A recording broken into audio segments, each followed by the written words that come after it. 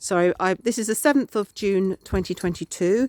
So basically this is the second part of that video. I'm showing you the blackberries that I've got growing here up by the side of the greenhouse. Okay, so strawberries at the bottom next to blackberries. Okay, this here is my amaranth, okay, which is like callaloo. Okay, so again, I didn't plant this in this trough. It just came up because it comes up in my soil everywhere after the seeds kind of spread around in my garden last year. So the blackberries are beautiful. Look at them, they're coming, all flowering, all fruiting. 3 tubs of beetroot there.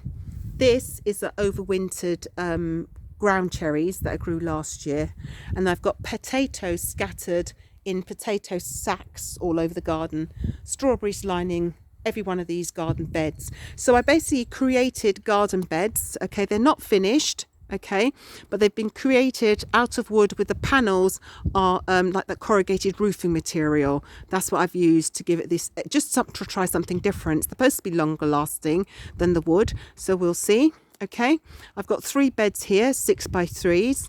Okay, shrubs and stuff that were in the garden before are still behind them. And in this bed, I have carrots at the front. That's coming along nicely. Okay, I've also got broccoli in here. I've got some massive chard, and I've already harvested quite a lot of these chards. Some of these leaves were absolutely huge. I've harvested them and then put them in, cut them up and put them in the freezer. So I've got broccoli at the back. I've got Savoy cabbage and another type of cabbage, chard, celery as well. This is Victoria, so this bed seems quite compact. And yeah, I got some onions in here as well, which are probably not getting any light whatsoever. But hey, this year I just felt like throwing everything in, and once I started, I just couldn't stop. So kale, harvested some already, cut them up, and I had some for dinner, and absolutely gorgeous. Now this here is my tomato bed. So I've got cucumbers at the front, and with here I've got this kind of wigwam trellising thing going on for the cucumbers. I was going to do a special type of training for the an end frame for the tomatoes, but I'm not sure I'm going to get around to doing that this year.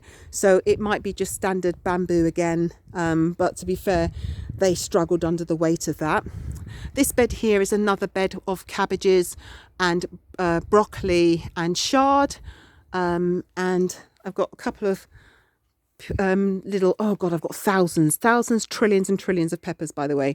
So lots of peppers. I basically sowed loads of seeds and they didn't come up. So I went out and bought peppers, and then all of my seeds came up. So I've got little dwarf tomato cherries and peppers. And here is the last load of stuff that I've planted. So these are another batch of carrots coming here, another batch of sweet corn coming here. And then these are my walking onions that I've had these growing for years, guys. So they walk, they bend over, they drop into the soil, and then you plant these little baubles. And then the mother plant, you can then eat it like you would a spring onion. Okay, so I've got loads of fruit trees. So let me show you my last. So this is my batch number 2 of the broad beans, and as you can see, they're coming along. So this is batch number 2. There's none in here that's really massive yet. They're quite small still, but that's batch 2. That's the pear tree that I took from Whitehall Road. And now I'm going to go through and show you the other garden. Okay, and show you what I've got growing in the front garden. So in the front garden, this is where I have my orchard. So I have loads of fruit trees here. These were all bought this year. So these are my plum trees. So I started with a few plum trees, and in front I've got my peas coming. So these are all mainly mange too. And again, as I say, here are the millions of peppers, loads of them. So I've got plum trees, I've got cherry trees. Okay, they're all juvenile, so just coming up.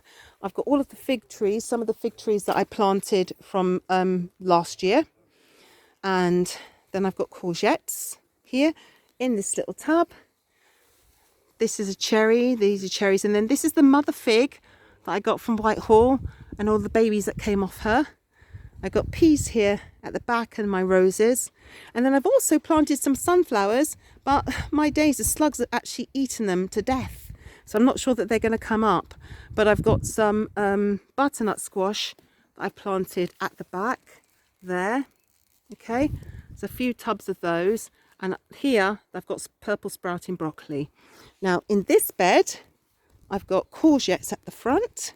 I'll show you some courgettes coming already, yellow courgettes, which are usually always prolific for me. This is a green courgette, which there's a little baby there coming, but they don't grow that well for me, green ones, but we'll see. There's some more courgettes in here, see, some nice ones growing, and there's tomatoes at the back. This bed is my pepper, mainly my pepper bed. So I've got peppers at the front here. In the middle I've got onions, and behind those I've got tomatoes. And this again is my other pepper bed, peppers at the front. I've got green beans in the middle, and I've got squash, pumpkins and butternuts at the back. Okay, so that's that. And then along here, more peas. Oh, these are ready to harvest. Look at all of these mange too. So I'm going to harvest these guys, but not whilst I've got you on camera. So here I've got these are my spillover shards. And then this is a row of all my blueberries and fruit trees. So these are the apples. Look at them. Already, guys, I just got these this year and they're already doing really, really well. And I wasn't going to grow sweet potatoes this year, but hey, I couldn't resist. I couldn't resist. So there's the sweet potatoes here. Some kale, more sweet potatoes, and there you go. Moving along, I decided only to grow one aubergine this year. So this is the aubergine, and that's coming on nicely. It's got flowers coming already. That's good.